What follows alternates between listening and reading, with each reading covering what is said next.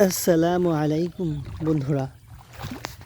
কালকে দেখলাম এখানে পানি নাই, কিন্তু আজকেই বর্ষার পানি এসে সব ভেসে গেছে। দেখুন কি পরিমাণ পানি হয়েছে। এই ক্ষেতগুলোতে পানি এসে ভেসে গেছে। কালকে এখান দিয়ে আমি হেঁটে গেলাম, কোনো পানি নাই, একদম শুকনো ছিল। আর আজকেই পানি এসে ভেসে গেছে। তাহলে কি পরিমাণ বর্ষার পানি এসেছে। এবং কিছুদিন যাবৎ প্রচুর পরিমাণে বৃষ্টি, সাথে বর্ষার পানি প্রচুর বাড়তেছে। হুট করে সারা চক ডুবে গেল। এখান দিয়ে একটা কি গেল, ব্যাঙ না মাছ, ব্যাঙ। তো এই পানির মধ্যে জাল পেতে কালকে একটি বোয়াল মাছ মেরেছে শুনলাম। দেখুন কত পানি হয়েছে, একদিনের মধ্যে সব ভেসে গেছে।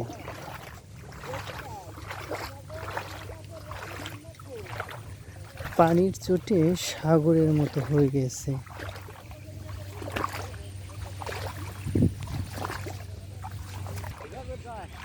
দেখুন পুরা চক সাদা হয়ে গেছে পানিতে, মনে হচ্ছে যে কোনো একটা সাগর। তো কালকেও এই চকটা শুকনা ছিল, এক রাত্রের মধ্যে পুরা চক ভেসে গেছে।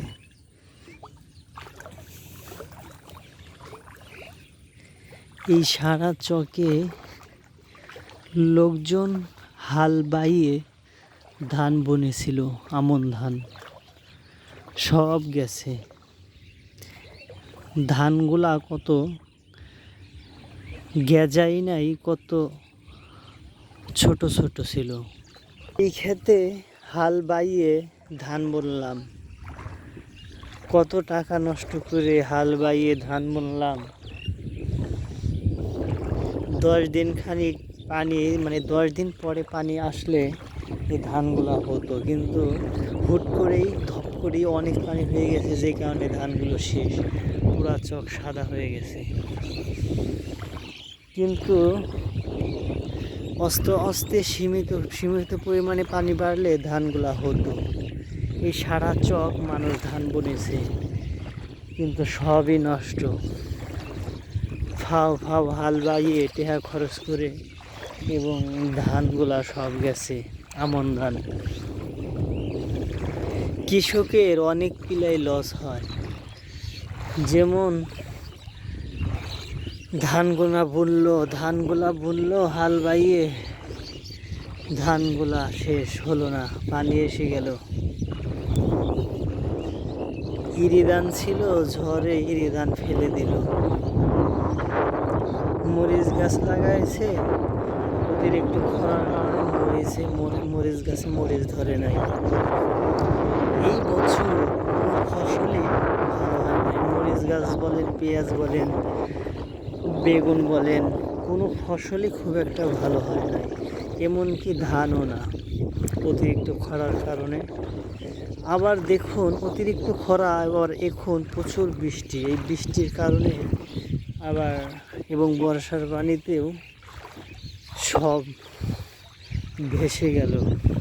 সব ভেসে গিয়ে এখন আমন ধানগুলাও নষ্ট হয়ে গেল। এই চকে অনেক পরিমাণ আমন ধান হয়, যে কারণে সকলেই বললো যে পানি আসতে অনেক দেরি আছে, কিন্তু সেই আমন ধানগুলাও হলো না, পানিতে সব ভেসে গেল। এখন সকলেই মাছ মারা নিয়ে ব্যস্ত, কিছু লোক। কৃষিকাজ করা যে কি কষ্ট, এত মেহনত, এত কষ্ট করে কৃষিকাজ করে, মাথার ঘাম পায়ে ফেলে কৃষিকাজ করে, একজন কৃষকই বোঝে কি পরিমাণ কষ্ট, কতটা মেহনত দিতে হয় এই কৃষিকাজে।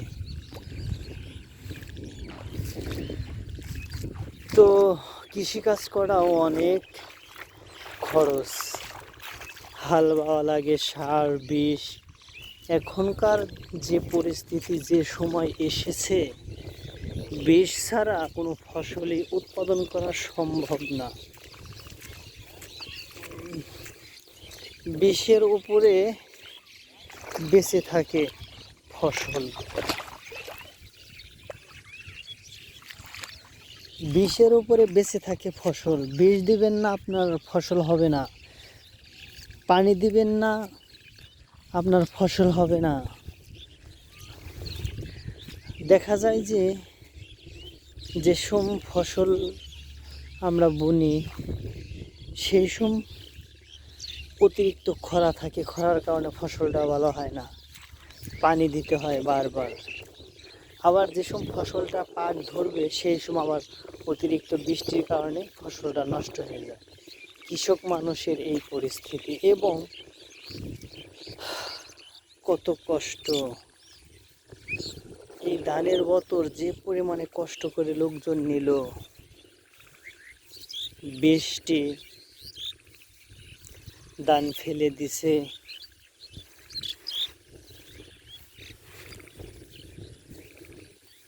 অনেক মেহনত করে কৃষিকাজ করে। কি করবে, বাপ দাদা কৃষিকাজ করেছে এবং জমি জমা আছে টুকটাক, এগুলা তো চাষ করতেই হবে। আর চাষ না করলে কি খাবো? টুকটাক তো খেয়ে পড়ে তাও বাঁচা যায়, এই আর কি। ধান বোনা হয়েছে, পুরা চক সাদা হয়ে গেছে। এই বছর আর ধান হবে না।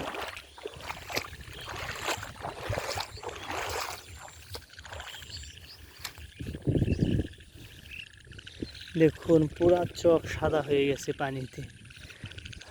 সকলে ভালো থাকবেন, সুস্থ থাকবেন। আজকের মতো এই পর্যন্তই। আল্লাহ হাফেজ।